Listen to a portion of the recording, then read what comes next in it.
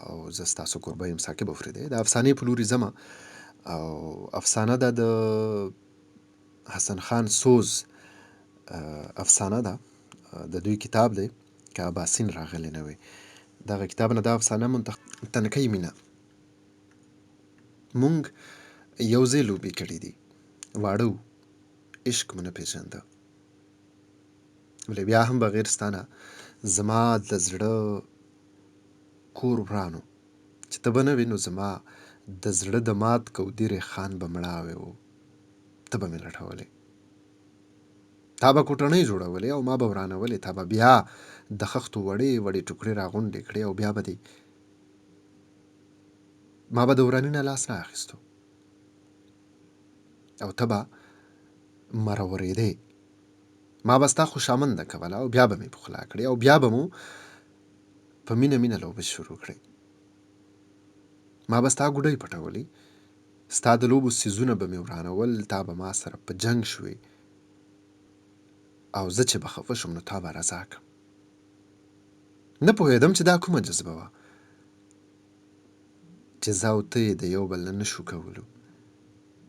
د تیارې خورېدو پورې به مو بهر په خوشحالۍ خوشحالۍ لوبې کولې، ولې ماښام زموږ دپاره ماله چې به مور ماښام د خوراک څخه څیز راکو نو یوازې به مې نه تېرېده، ولې د ویرې به چوپ وم، ځکه چې میاندو به مو همیشه د یو بل سوری په ګټو ویشتو.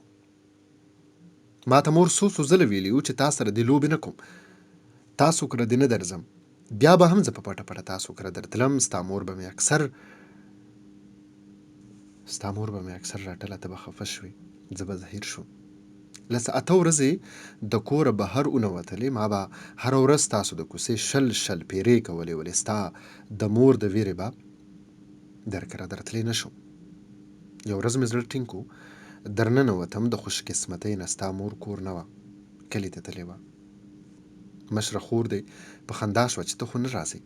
زه چپ وم. ته زما خواله راغلې. ما وویل چې راځه چې لوبو له لاړ شو. تا په غمجن آواز وویل زه په سطر شوی یم. اوس زما حالت بل شان و. په دې آباده ګرد نړۍ کې د تنهایي احساس زما د ژوند مرۍ خفه کوله. ماحول او چاپېره د ژوند ډکه دنیا زما د نظر د وړاندې یو سور اړه غوړېدلې وه. ما کې یوه داسې سنجیدګي پیدا شوه چې د لیونتوب ګمان پرې کېدو. ستا څه حال ونه پوهېدم. 4 کاله پس زموږ د میاندو راضینامه وشوه. د لالا واده جوړ شو. مونږ کره د کور کلي خپلې خپلوانې جنکۍ ټولې راجمع شوې وې. ته هم مونږ کره وې. سندرغاړو سندرې ویلې. شپه وه د 10 بجو عملو. ټول خلک لویه کوټه کې جمع و، تماشه یې کوله. ما د ورځې ته د ورایه لیدلې وې. زه په خپل حال کې د بیټک کمره کې پروت وم. چاورو غوندې ور لرې کو او چې ما پورته وکتل نو ته وې. زما سترګې د اوښکو ډکې شوې. ته هم جړغونې ما ته رانږدې شوې. د لوپټې په پلو دې زما اوښکې وچېښي. زما په اوږه دې سر کېښودو. ولې نه ما شونډې پرانیستې شوې او نه تا. لږ ساعت پس تا زه په سر ښکل کړم او لاړې. نه پوهېږم ولې. څه موده پس په کوڅه کې ډنګ ډونګ و. ستا واده و. کور مې واورېده د کلي د خان کاکا د زوی سره. زما په زړه لکه چې تندر را پرېوتې وي، ولې د خدای په کړو مې صبر و. ستاسو کوڅې پورې جوخت خپل بیټک کې پروت وم. ماسپښین کوڅه کې جړه انګولا وه، ډزې وې، شور و، ډمامې وې او ستا ډولۍ د کوره وته.